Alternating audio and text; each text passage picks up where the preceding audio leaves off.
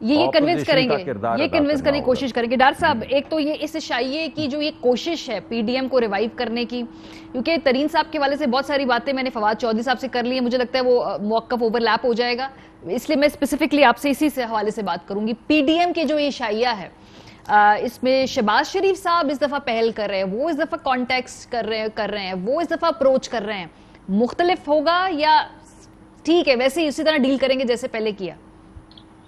دیکھیں میں سمجھتا ہوں بہتر ہوتا اگر آپ ڈاکٹر مصدق ملک صاحب سے پوچھتے ہیں. پی ایم ایل این کے اندر جو کنفیوژن ہے, ایک بیانیے کی, ایک پولیٹیکل اسٹریٹجی کی, مریم نواز صاحبہ کا پوری قوم نے اسٹیٹمنٹ سنی ہے 249 پہ, جس طرح کی انہوں نے زبان پیپلز پارٹی کے لیے استعمال کی, بلاول کو ایون کہا کہ ہم ویک میں دے دیتے سیٹ, اس طرح جیتنے کی کیا ضرورت تھی. دوسری طرف جو پارٹی صدر ہیں میاں شہباز شریف صاحب, وہ آپ کے سامنے شائعے انہی لوگوں کو دے رہے ہیں. تو پہلے ان سے یہ پوچھے ڈاکٹر مصدق ملک سے, وہ مریم نواز کے بیانیے کو سپورٹ کرتے ہیں یا شہباز شریف کے؟ مجھے تو قابل رحم حالت لگتی ہے پی ایم ایل این کی اس لیڈرشپ کی جو ٹی وی پہ آتی ہے, اور ورکرز کی کنفیوزڈ. پہلے ایک طے کر لیں یہ کرنا کیا چاہتے. ان کے گھر کے اندر ملٹیپل بیانیے چل رہے ہیں ماریا. اچھا یہ پی ڈی ایم مطلب دیکھیں نا, اب مریم صاحبہ سکرین پہ نہیں ہے, شہباز شریف صاحبہ آ گئے ہیں, 4 دن بعد دیکھیں گے مریم ہوں گی سکرین پہ مختلف بیانیے کے ساتھ. لیکن ڈاکٹر صاحب آپ کو کیا لگ رہا ہے یہ کیا کرنا چاہتے ہیں؟ کیونکہ زبیر صاحب کا بھی بیان تھا ہماری اب صلح ہو گئی ہے, پھر اب سیڑھی کھینچنے کی دیر ہے, خالی تحریک انصاف اس سے گھبراتی ہے. آپ لوگ گھبرا جاتے ہیں جب شہباز شریف صاحب ایکٹیو ہوتے ہیں, کرنا کیا چاہ رہے ہیں آپ کے خیال میں؟ ماریا ہم تو ان کو پاکستان میں رکھ رہے ہیں. اگر تو ہمیں شہباز شریف صاحب سے کوئی خطرہ ہو تو جس طرح وہ اچھل کود کر کے ایئرپورٹ پہ پہنچے تھے, جتنی جلدی تھی انہیں ملک سے باہر جانے کی, ہم بھی کہتے ہیں بسم اللہ جائیں.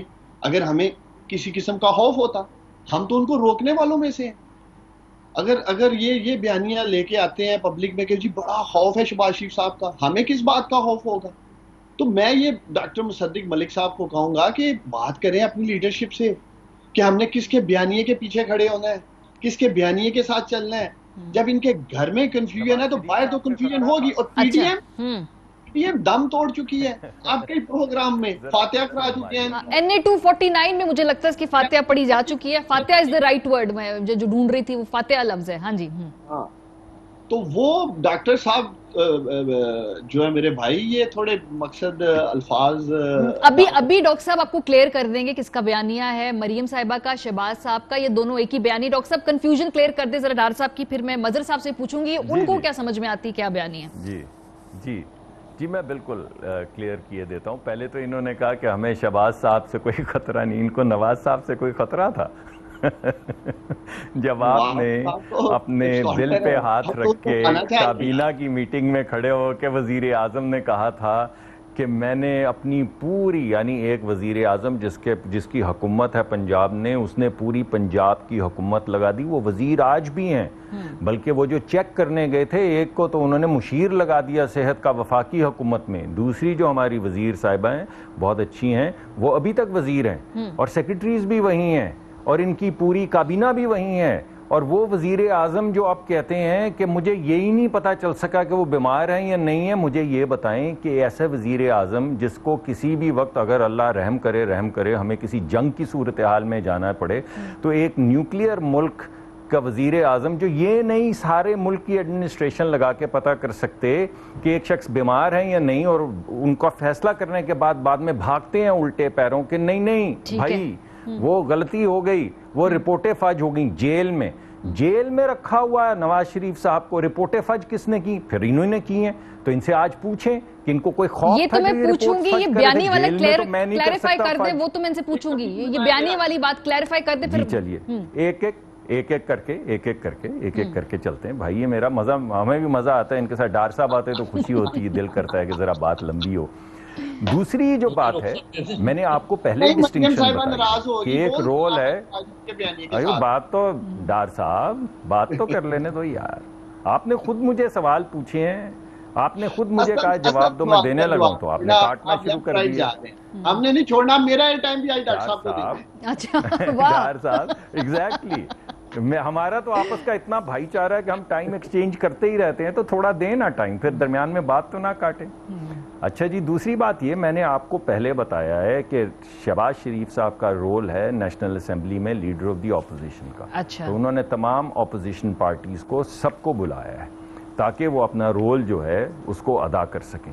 پی ڈی ایم ایک علیحدہ چیز ہے، پی ڈی ایم کے اوپر ہمارا موقف جو ہے وہ بڑا کلیئر ہے کہ اگر آپ باپ کے ووٹس کے ساتھ لیڈر آف دی اپوزیشن بنانا چاہیں گے تو وہ نہیں بن پائے گا، وہ ہم اکٹھے نہیں چل پائیں گے۔ تو باپ کے فورم کے اوپر جب تک کوئی ریکنسیلیشن نہیں ہوتی، اس کے اندر پیپلز پارٹی نے بھی کچھ اظہار کیا ہے کہ نہیں، ہمارے لیے کچھ چیزیں ناقابل قبول ہیں، اور ہم نے بھی بڑی واضح کوئی کنفیوژن نہیں ہے آپ کے کیمپ میں، کیونکہ میں نے آپ کو کلیئر ڈسٹنکشن بتائی ہے کہ ہر جگہ لیڈر آف دی اپوزیشن کو اپنا رول کرنا ہے، مگر پی ڈی ایم کے معاملے میں ابھی تک کوئی ریکنسیلیشن نہیں ہوئی ہے۔ اور پارٹی کو کس طرح سے لے کے آگے جانا ہے، اس کی کیا اسٹریٹجی ہوگی، اس میں بھی کنفیوژن نہیں ہے، یہ بھی کلیئر ہے بالکل۔ جی دوبارہ کہیے، آپ کی آواز کہ پارٹی کو کس طرح سے کیسے آگے لے کے جانا ہے، اس پہ بھی کوئی کنفیوژن نہیں ہے، اس پہ بھی تمام لوگ ایک پیج پہ ہیں، کیونکہ ڈار صاحب بڑے زیادہ بار بار پوچھ رہے ہیں نا کنفیوژن والی بات، تو کر دے کلیئر آج سے۔ تو پہلی بات تو کلیئر ہو گئی کہ role of the opposition leader and P D M کا الحاق، یہ بات تو کلیئر ہو گئی۔ یہ بات بھی میں نے آپ کو کلیئر کر دی کہ آج آپ الیکشن کروائیں، جو اب مجھے لگتا ہے کہ ہونے والے ہی ہیں، یہ بھی میں آپ کو بتائیے۔ ابھی جو آپ گروپ شروپ کی باتیں کر رہے تھے، یہ کتنی دیر تک یہ ایسے چلے گا؟ اب وہ اتنی جو دھاڑے مارتے تھے شیر کی طرح کہ ہم این آر او نہیں دیں گے، ہم یہ کر دیں گے، ہم بلیک میل نہیں، تو کیا ہوا ہے یہ کیسے کیپیچولیٹ کر گئے بھائی؟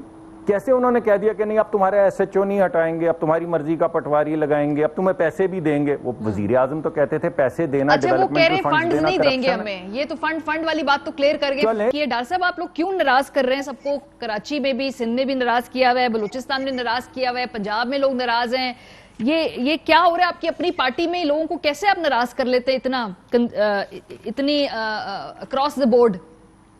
دیکھیں، میں سمجھتا ہوں یہ میڈیا رپورٹنگ کی حد تک تو ٹھیک ہے، وہ ناراض ہے، یا ترین صاحب کے گروپ کی بات کی جا رہی ہے۔ دیکھیں، ترین صاحب کے ساتھ جن لوگوں نے اظہار ہمدردی کیا وہ 40 کے قریب لوگ بتائے جاتے ہیں، ایسے یہ مار جی میں ٹی وی کے اوپر ان 40 میں سے 4-5 لوگوں کو دیکھ رہا ہوں پچھلے کافی دنوں سے، کوئی 40 کے 40 آج تک کھل کے سامنے نہیں آئے ہیں۔ ایک ٹی وی پروگرام میں تو 2 لوگ جو ان کے ساتھ ہمدردی رکھتے ہیں، دونوں ہی مختلف بات کر رہے تھے۔ تیسرا بندہ ایک اور نجی چینل پہ اسی دن ایک اور مختلف بات کر رہا تھا، کوئی قرآن پاک کے حلف کی بات کر رہا تھا، کوئی ہوا ہی نہیں ہے۔ صحیح۔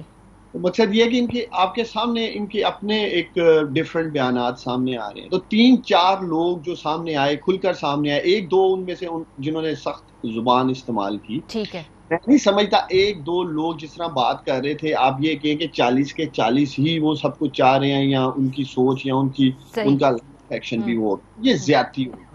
دیکھیں، بہت سارے لوگوں کے مختلف مسائل ہوتے ہیں، حلقوں کے بھی، جو فواد چوہدری بھی بات کر رہے ہیں۔ ٹھیک ہے، سو آپ لوگ سمجھتے ہیں کہ ان گروپ کے اندر بھی کوئی گروپس ہیں، اس لیے آپ اتنے کانفیڈنٹ ہیں۔ بس وقت مختصر ہے، بہت شکریہ ڈار صاحب کی بات مجھے کاٹنی پڑی۔